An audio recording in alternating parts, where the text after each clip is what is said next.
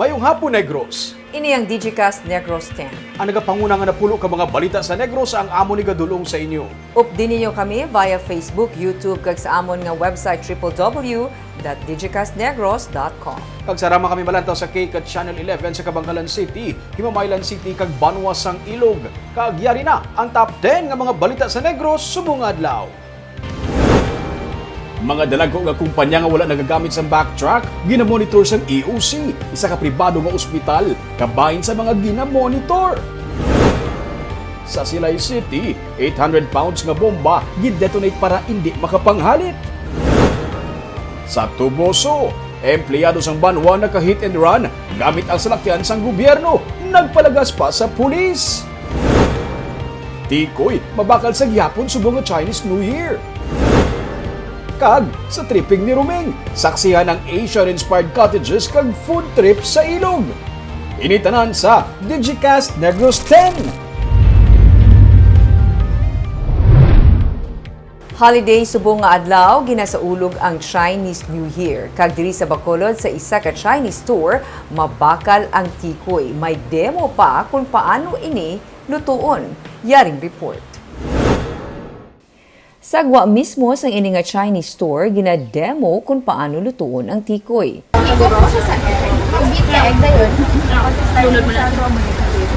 Ini ang pinakamabakal sa ilang nga ginabaligya karon nga ginasaulog ang Chinese New Year. Islice lang sa manipis, itusmog sa itlog, kag prituhon suno sa nagademo. Si Prito, malang siya na yun. Malang na siya. Hindi lang siya pagtaman kabato. Ay, nasay mo kung gusto mo magbato. Sa Chinese belief, bilog, matamis kag pilit ang tikoy, bagay nga nagasimbolo sang kaayo, bugana kag paghugpong sang pamilya. Pero bisan gani hindi Chinese, nagabakal man sang tikoy bilang pag-upod sa pagsaulog man sang Chinese New Year. Mungkin bakal mo na? Ay, makadito. Hindi makabilo. Preparation na sa Chinese New Year. Ipadala ko ni sa kabakalan. Mabakal man ang hopya nga kahapon pa lang sold out na. Daw man Japon customer, daw man Japon ga kadto diri kag magbakal sang tikoy. May ara man mga Pinoy gid, pero kalabanan nga gabakal mga Chinese. Bangod sang pandemya, ginpakamaayos ang syudad nga indi anay maghiwat sang Bacolod Yet Festival, ang tuigan na nga selebrasyon sang Chinese New Year sa Bacolod para makasunod sa health protocol. Sa number 9, temporary wagin pauntat ang demolition sa Provincial Administration Center sa Negros Occidental sa North Capitol Road sa Bacolod City. Sunod kay Provincial Administrator Attorney Ray Frando Diaz, ginuntat anay ang demolition pending sa compliance sa requirements ng Commission on Audit. Ginsugdan ang pagguba sang building sa March 2019 sa tiun pa ni anay Governor Alfredo Marañon Jr. Tinutuyo ang pagtukod sa bago nga Provincial Administration Center sa among nga lugar. Nagabalor ang proyekto sa masobra sa 898 million pesos. Ini sa idalom sang design and build scheme nga nakakontrata sa EM Cuerpo Incorporated Dynamic Builders. Nalakip sa kontrata ang kompleto nga generator set kag furniture suno sa kay Diaz. Nagahingyo ang COA sa mga dokumento nga nagapakita nga kinahanglan ang pagpatuman sang demolition. Ginsiling ni Diaz nga guba na ang amo nga building kag ang kahimtangan magasanto sa mga rekisito sang COA. We are now trying to comply with the requirements of COA. Para ma-justify ang pag-demolish na. May partial demolition na gani, if you notice dito sa former office ng provincial agriculturist. Why na da sila wall na tangtang na nada. But again, whatever ang kulang, whatever ang wala pa na ubra, ginaubra ta subong so that wala sang problema. Sa number 8, empleyado sang lokal nga panguluhan sang Tuboso nga suspect sa hit and run kag nagpalagyo pa ang arestado.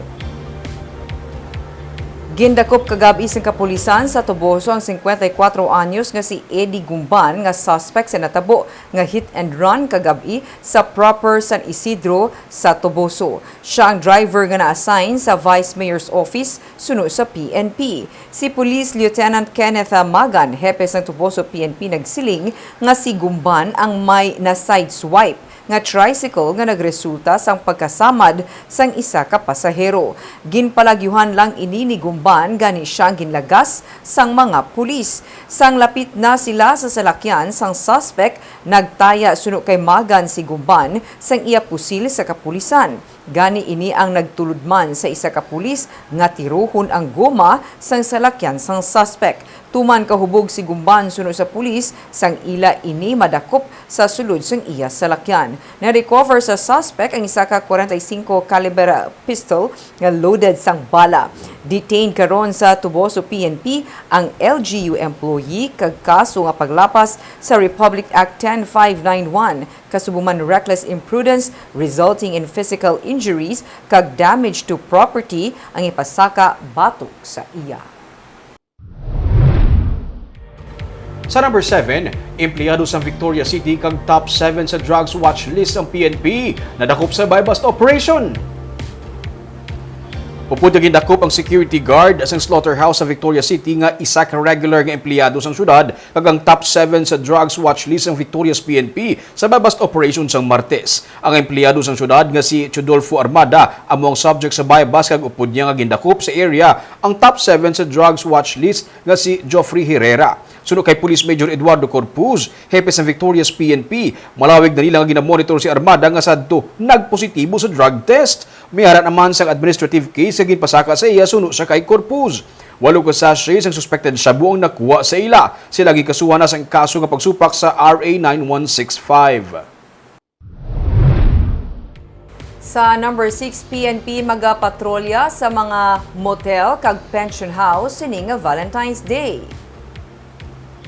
Ginpahayag ni Bacolod City Police Office spokesperson Police Lieutenant Liberty Injape nga ang kapulisan ang magapatrolya sa mga motel kag pension house sa Bacolod sa Domingo o kung sa Valentine's Day agud masiguro nga wala sa mga menor de edad nga magasulod sa sini nga mga establishmento. Si Injape nagsiling nga ang City Director amo mismo ang nagapa-istrikto sa pagbantay sa mga motel kag mga pension house agud wala sa mga minors nga makasulod sa diri. Ginpaandaman naman suno kay Injape ang mga business owners bangod sila amo ang mag-aatubang sang violation in kaso may mga minor nga magsulod sa mga motel kag pension house. Ginapaabot sang PNP ang pagdamo sa mga magapadulong sa sini nga mga establishmento sa Domingo bangod Valentine's Day. Gani ginapaandaman ni Injape ang mga menor de edad nga indi gid magpadulong sa mga motel kag pension house bangod indi pwede ang mga minor. Panawagan man sa PNP sa ginikanan nga ila bantayan ang ila mga kabataan para indi magkadto kung sa diin-diin nga mga lugar. Sa number 5, pinagi sa Bala Baylo Bugas nga programa sang PNP, isa ka 800 pounds ka vintage bomb ang ginsungka sa mga opisyal sa Barangay Patag sa Silay City. Kaina, gindetonate ang mga bomba para hindi na makapanghalit pa sa iban. Yaring report. Humalin sa gilunsar sang PNP Provincial Mobile Group ang Bala Baylo Bugas nga programa. Kadamo na sa mga pumuluyo nga nag-surrender sa ilang mga pusil kag bomba. Sa Barangay Patag, isa ka World War II aerial bomb ang ginsungka sa mga opisyal sang barangay.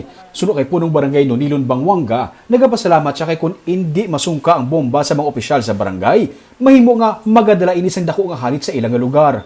Nga bulig kay damo ng armas ang na-surrender na muna. Kag mga vintage bomb, nakaano pag vintage bomb na, tika daw kadikado na iya, kay kuwan lang na iya, mudugin obra lang na sang tao mo. Kaina, gin-schedule ang pag-detonate sang bomba sa barangay Gimbalaon. Mga opisyal sa barangay kag LGU sang Silay, Police, Army kag Explosive Ordnance Disposal and K9 ang nagsaka sa sitio Sibato sa Gimbalaon. Mabudlay ang pagtransport sang bomba ka 800 pounds kag dapat ginahalungan.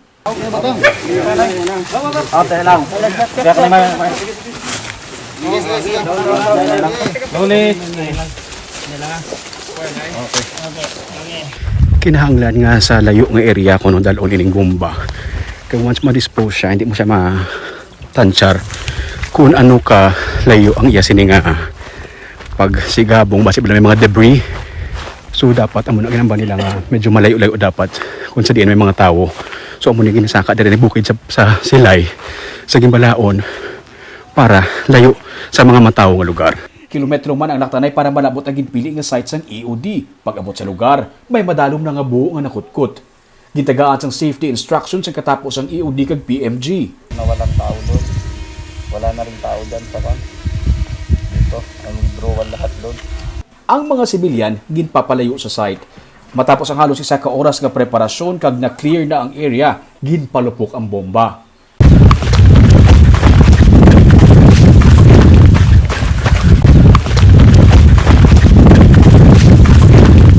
Nagtayog ang amon gintindugan sa paglupok sa bomba. Pagbalik sa lugar, may mga bato nga nag-inagsik. Ang buho nga gamay naglapad. Nagporma sang crater sa tunga. Sunod sa kay Major Gary Alan Resuma, Regional OIC sang EOD Region 6, ang among nga bomba ang sarang makahalit sa tawo nga yara sa 300 meters nga radius sa ginlukpan sini. Kag mabatsagan sang tawo nga yara sa sulod sang 500 meters nga radius. Na siya, it cost man siguro 300 meters circumference hasta kung open sa maximum 500 pwede yan malambot kung open.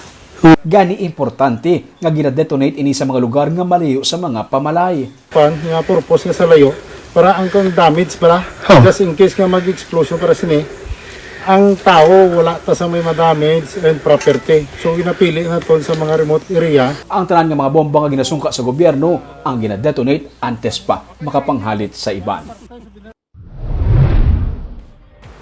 Sa number 4, tigayo na nga na-inspect sa mga tiglawas ng Department of Health ang physical setup sa molecular laboratory sa Valladolid. Sa initial nga feedback, wala sang non-compliance sa bahin sang laboratory. Masunod nga ginapaabot naman ang scheduled proficiency test. Ginsiling ni Attorney Rayfrando Diaz, ang Provincial Administrator, nga ila ginapaabot ang clearance gikan sa DOH para maka-operate ang Safeguard Diagnostics COVID-19 Laboratory sa madali nga panahon. Ang Valladolid Laboratory magaserbe sang COVID-19 test nga kinahanglanon sa mga pumuluyo sa sur nga bahin sang Negros Occidental kag ginapaabot nga magabulig sa pagpamag-an sang load sang laboratory sa Teresita Lopez Halandoni Provincial Hospital sa Silay. Sa number 3, syudad sa Bacolod nagsubiti na sang vaccination plan sa Department of Health bilang isa sa mga requirements para makabaton sa bakuna kontra COVID-19.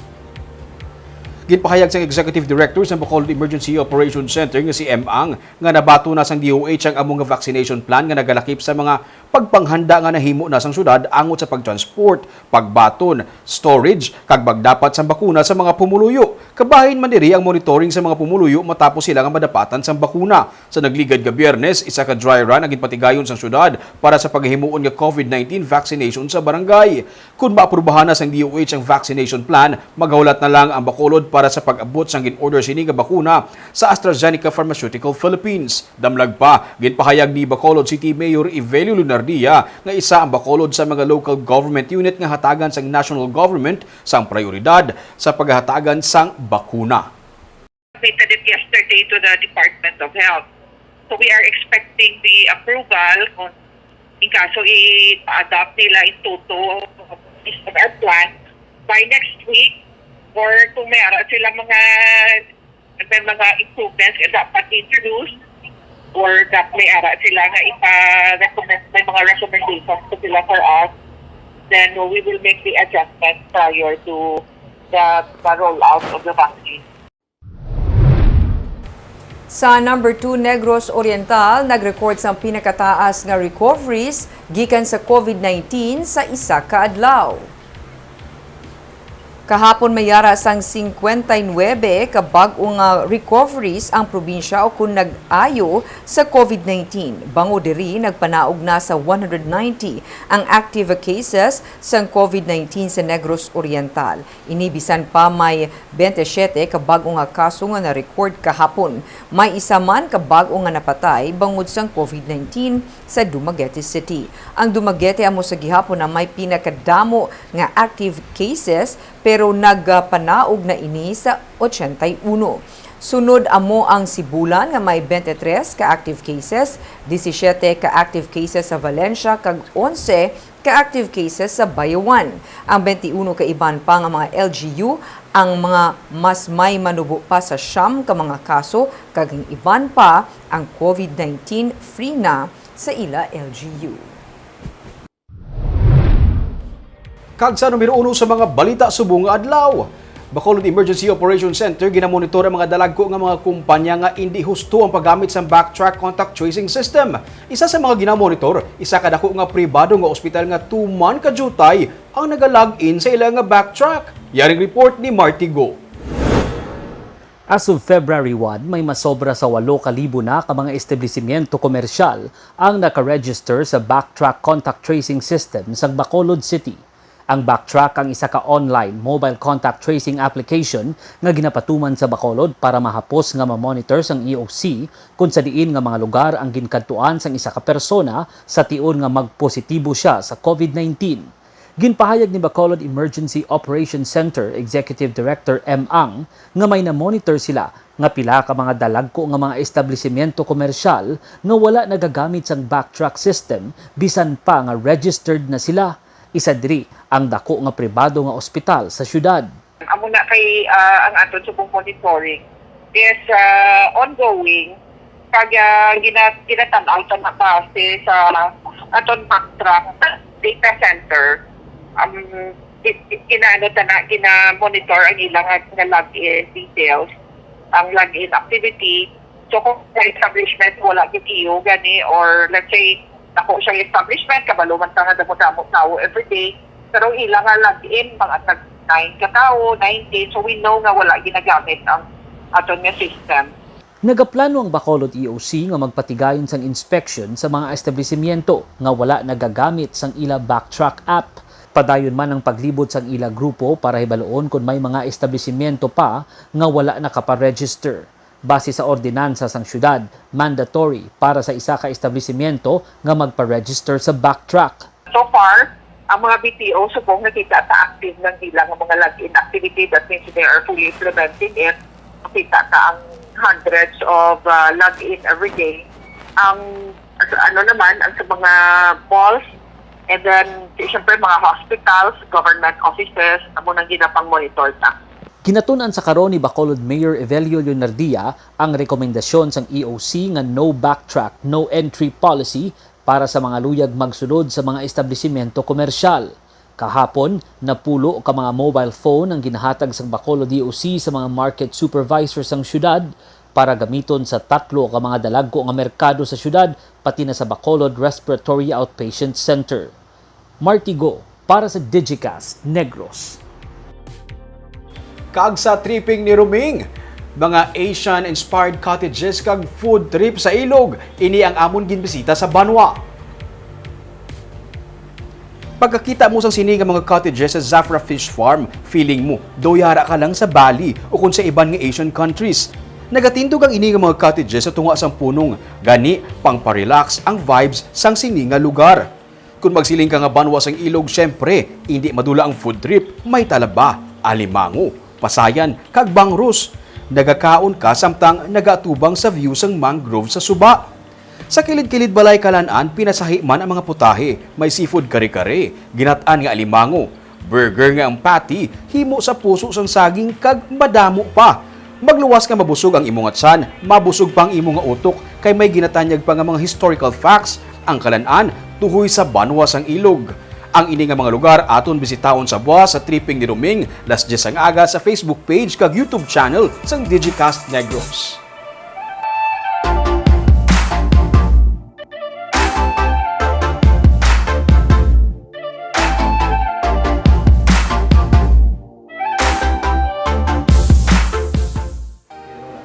Barb, si ilog kadamo sa Matanyag. Last week sa mga episode, mga kapihan nga mga tahom sang view subong. Siyempre, hindi mo doon ang food trip, Barb. Ang paborito ko, gid. Asian-inspired. Barb, yes, Barb, ang mga cottages, do tahom siya. It's a, dapat lugar para sa pamilya sang Safra. But they opened it to the public sang January lang. Kagkadamo sa nagakadto, kung gusto niya mag-relax, magpatawhay, kanami siya Asian-inspired. Ara ka sa punong imo-view bukid. Okay. Do bali daw pang ano lang gid may hambal mo no, pa-relax kung gusto mo lang ya mag something nga lain naman sa imong mata kung ari ka di sa syudad. Oo, gusto mo dalawang pamilya mo. Kay mga separate ang mga cottages mong so layo kasi iban nga mga tao man. Safe. Safe siya. Kung gusto mo mag-boating sa punong, pwede. Okay. May pagkaon, yun dyan, hindi ko malipatan. Kung magamba ka na iming mapatigid ka. Oo, manog kaon kung mataan. Basta buwas 10 a.m. liwat sa tripping ni Roming sa aton nga sa Digicast Negros page sa Facebook ag YouTube channel. Kaaga mo itong mga balita sa Negros subong adlaw. May aton mga ginagreet, no? Happy Chinese New Year. Happy Chinese New Year. Tagsa-tagsa. Kay man sa panahon karon, importante nga may ihibalo ka sa nagakatabo sa imo nga paligid. Pero dapat eksakto kag balanse ang mga impormasyon. Padayon kami nga magapangalagad sa Negrosanon. Ako si Barbara Mijares. Tubtub sa Lunes, ako naman si Romeo Subaldo. Happy weekend!